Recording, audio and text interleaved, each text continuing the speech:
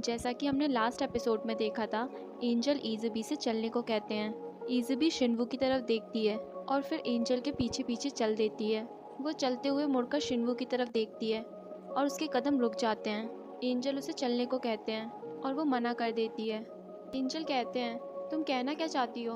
वो अपनी black note angel को देते हुए कहती है, आई एम सॉरी, चाहे मुझे अनहैप्पी रहना पड़े या मैं फिर दोबारा कभी एंजल ना बन पाऊँ, मैं शिन्वू के साथ ही रहना चाहूँगी।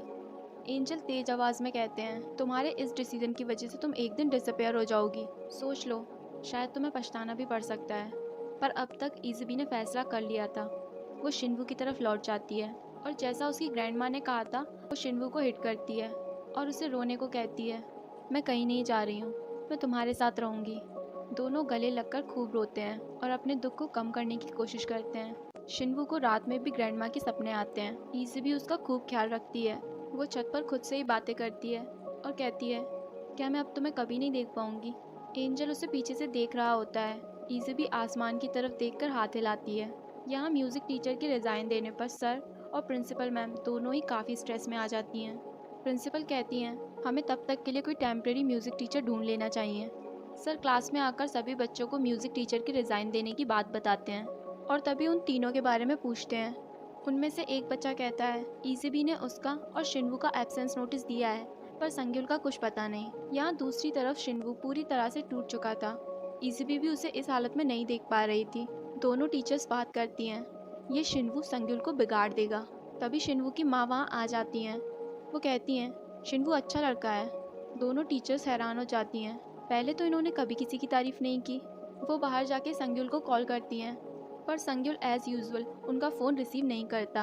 उन तीनों बदमाशों को एक बार फिर दिखाया जाता है। वो उसे मार रहे होते हैं, पर इस बार वो लड़का बिना डरे उन्हें कहता है, मैं सबको बता दूंगा कि इज़बी ने चोरी नहीं की थी। किसी ने ठीक ही कहा है, एक ना एक दिन तो पाप का घड़ा भर ही जाता है। संग्युल रेस्टोरेंट के बाहर से इज़बी को देखता है। इज़बी उसे अंदर बुलाती है। वो उसकी हेल्प करते हुए शिन्वू के बारे में पूछता है। इज़बी कहती है, वो सारा दिन सोता रहता है। सोना एक जरिया है अपनी सैडनेस को ओवरकम करने का। वैसे तुम कब जा रही हो? इज़बी उसे बताती है, मैंने डिसाइड किया है कि मैं अब नहीं जाऊंगी। वो कहती है, वैसे तुम आज स्कूल क्यों नहीं गए? संग्युल कहता है, आज मन नहीं था। इज़बी उसे डांटते हुए कहती है, कल से तुम पक्का स्कूल जाओगे। शिन्वू अपने ग्रैंड माँ के कमरे के बाहर खड़ा होकर कहता है, मुझे पता है आप अंदर ही हो, आप सो रही हो क्योंकि आप टायर्ड हो। एक बार, बस एक बार आप मेरे सामने आ जाओ और मैं आपको बता सकूं कि मैं आपको कितना प्यार करता हूँ। यहाँ संग्युल की माँ उसे लेकर काफ़ी वरिड थी और रास्ते में उन्हें संग्युल मिल भी जाता है।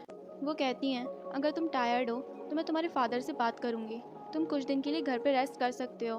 पर उल्टा वो ही उन्हें सुना देता है, आप एक टीचर हो और टीचर की तरह बिहेव करो, मेरी मॉम बनने की कोई ज़रूरत नहीं है। यहाँ दूसरी तरफ इज़बी शिन्वू को खाना खिलाने की कोशिश करती है, पर वो गुस्से में होता है और सारा खाना फ्लोर पर गिरा देता है। वो खाने को साफ करते हुए कहती है, जितना तुम ग्रैंड माँ को मिस कर रहे हो उतना ही मैं भी करती हूँ। वो एक बार फिर एंजल की तलाश में भागती है। वो उनसे रिक्वेस्ट करती है कि एक बार ग्रैंड माँ को वापस ले आओ। शिन्वू उस सदमे से अभी तक बाहर नहीं आ पाया है, पर एंजल उसे साफ इनकार कर देते हैं। संग्युल इज़बी को बात करते हुए देखता है, पर सामने कोई नहीं होता और ये पहली बार नहीं है जब संग्युल ने इज़बी को किसी के साथ बात करते हुए देखा है। ऐसा पहले भी हो चुका है। संग्युल काफ़ी कंफ्यूज हो जाता है। जब संग्युल इज़बी से पूछता है तो वो बहाना बना देती है कि मुझे ग्रैंडमा की याद आ रही थी, इसलिए मैं यहाँ आ गई। यहाँ इज़बी को घर में ना पाकर शिन्वू काफ़ी वरिड हो जाता है। उसके घर लौटने पर वो उसे काफ़ी डांटता है। नेक्स्ट डे रेस्टोरेंट में एक आदमी इज़बी से मिलने आता है। वो उसे बताता है, मैं एक ह्यूमन एंजल हूँ और तुम जैसे लोगों की रक्षा करता हूँ जो एंजल से ह्यूमन बनना चाहते हैं। वो उसे अपना नंबर देकर वहाँ से चले जाते हैं और कहते हैं, जब मुझे मीटिंग के लिए बुलाना होगा तब मैं तुम्हें टेक्स्ट या कॉल करूँगा। वहीं दूसरी तरफ संग्युल अपने घर से काफ़ी सारा खाना पैक करके इज़बी और शिन्वू के लिए ले आता है। स्कूल की एक और फ्रेंड भी इज़बी के लिए खाना पैक करके लाती है और तो और वो उसे एक बुक भी देती है रीड करने के लिए। और फिर कुछ देर बाद संग्युल भी वहाँ पर आ जाता है। इज़बी उसे थैंक यू कहती है। वो कहती है, तुम कितने लकी हो कि तुम्हारे पास इतनी अच्छी मॉम है और इतने हैंडसम डैड। संग्युल कहता है, इसमें लकी होने वाली कौन सी बात है? इज़बी कहती है, पर शिन्वू के पास नहीं है। यू आर लकी, तुम जब चाहो उन्हें देख सकते हो। संग्युल इज़बी की बात पर गौर करता है और फिर दोनों किचन के काम में लग जाते हैं। संग्युल इज़बी को एप्रन पहनाता है इज़बी को शिन्वू की याद आ जाती है। वो अनकंफर्टेबल फील करती है और एप्रन को खुद से ही बांधने लग जाती है। प्यार क्या है? एक कंफर्ट जोन। जब हम उस इंसान के साथ रहते हैं हमें कंफर्टेबल फील होता है, सेफ फील होता है, जो इज़बी को सिर्फ शिन्वू के साथ महसूस होता है। कुछ ही देर बाद रेस्टोरेंट में 2 आदमी आते हैं। वो उन्हें धमकी देते हैं कि उनके पैसे जल्दी नहीं लौटाए तो अच्छा नहीं होगा, और घर का सारा सामान इधर उधर फेंकने लग जाते हैं। ये आवाज़ें सुनकर शिन्वू भी नीचे आ जाता है। वो शिन्वू को एक लीगल लेटर दिखाकर कहते हैं, तुम्हारे फादर ने हमसे पैसा लिया था और उसके बदले में हमें ये बिल्डिंग लेने का अधिकार है। शिन्वू उन्हें जाने को कहता है। उस आदमी को काफ़ी गुस्सा आ जाता है। वो शिन्वू को पंच करने ही वाला होता है कि इज़बी उसके हाथ में काट लेती है। और नेक्स्ट सीन में सभी को पुलिस स्टेशन में दिखाया जाता है। वो आदमी पुलिस को वो लीगल नोटिस दिखाते हैं। पुलिस भी उनका कुछ नहीं कर सकती थी क्योंकि उनके पास लीगल नोटिस था। वो शिन्वू को सलाह देते हैं कि जल्द से जल्द इनके पैसे इन्हें लौटा दिए जाए। सभी लोग काफ़ी परेशान होते हैं। शिन्वू अपने रूम में एक डायरी निकालता है और अपने फादर का नंबर डायल करता है। वो काफ़ी कोशिश करता है पर फ़ोन नहीं लगता। वो समझ जाता है कि ग्रैंडमा के जाने के बाद उसकी लाइफ में कोई भी अपना नहीं बचा है। इज़बी शिन्वू के फ्रेंड के पास आती है और कहती है, तुम मुझे भी कोई पार्ट टाइम जॉब दिलाने में मेरी हेल्प कर सकते हो। और इज़बी भी अपने काम में लग जाती है। शाम को इज़बी घर लौटती है। संग्युल उसका बाहर इंतज़ार कर रहा होता है।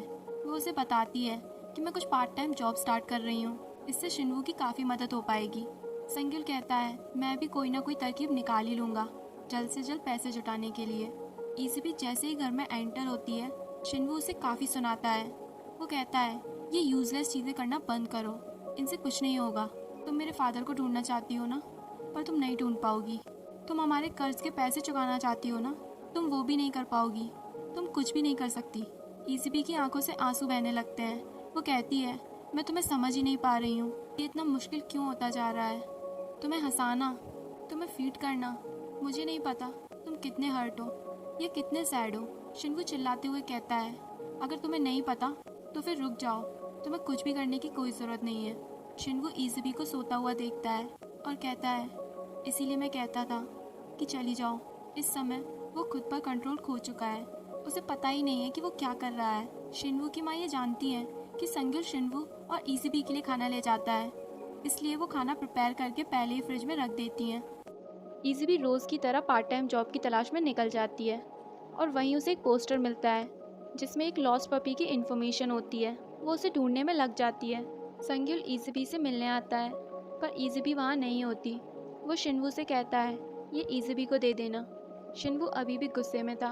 वो कहता है, तुम खुद उसे दे सकते हो। संग्युल को भी शिन्वू पे गुस्सा आ जाता है। वो कहता है, बच्चों जैसी हरकतें करना बंद करो। इज़बी दिन रात मेहनत कर रही है तुम्हारा कर्ज लौटाने के लिए। शिन्वू कहता है, मेरी हरकतें तुम्हें चाइल्डिश लग रही हैं जस्ट बिकॉज तुम्हारे पास सब कुछ है। वो कहता है, तुम्हारी वजह से इज़बी को रुकना पड़ा। शिन्वू साफ साफ कह देता है, मैंने उसे रुकने को बिल्कुल नहीं कहा था। यहाँ दूसरी तरफ इज़बी जैसे तैसे उस पपी को ढूंढ निकालती है, जिस वजह से उसे काफ़ी चोट भी आ जाती है, पर वो पैसे मिलने पर काफ़ी खुश हो जाती है। शिन्वू ग्रैंडमा के कमरे में आता है और उनके वॉलेट में देखता है। वो ऐसा नहीं करना चाहता था, पर हालात अब कुछ ऐसे हो गए हैं कि उसे ये कदम उठाना ही पड़ेगा। वहाँ रेस्टोरेंट के बाहर वो गुंडे फिर से आ जाते हैं। इज़बी उन्हें वो लिफाफा देती है और कहती है, अभी हमारे पास इतना ही है, हम धीरे धीरे करके आपके पैसे चुका देंगे। पर उन आदमियों की नीयत कुछ ठीक नहीं होती। शिन्वू जैसे तैसे उन्हें डरा धमका के वहाँ से भगा देता है। इज़बी कहती है, मैंने काफ़ी सारी पार्ट टाइम जॉब्स और देखी हैं, हम धीरे धीरे करके पैसा चुका देंगे। शिन्वू उस पर गुस्सा होता है और कहता है, क्या यही तुम्हारा सपना है, मेरे लिए पैसे इकट्ठे करना और मेरा कर्जा चुकाना। और तो और वो इज़बी को धक्का दे देता है। इज़बी गिर जाती है। वो कहती है, क्या तुमने कभी भी सोचा है अगर ग्रैंडमा तुम्हें ऐसे देख रही होंगी तो वो कितना सैड फील करेंगी। शिन्वू कहता है, मैं भी दर्द में हूँ और अकेला भी। वो उठकर खड़ी होती है और कहती है, व्हाट अबाउट मी, मैं नहीं चाहती थी कि तुम अकेले हो जाओ। मैंने सब कुछ पीछे छोड़ दिया, पर तुम वो शिन्वू नहीं हो जिसे मैं पसंद करती थी, जिसके लिए मैंने सब कुछ छोड़ दिया। शिन्वू चिल्लाकर कहता है, जस्ट लीव, चली जाओ यहाँ से, तुम जा सकती हो। वो जैसे ही ये कहकर एक कदम आगे बढ़ाता है, एक गमला उसके सर के ऊपर आ जाता है। इज़बी उसे धक्का देकर बचा लेती है और इसी के साथ हमारा यह एपिसोड यहीं पर ख़त्म हो जाता है।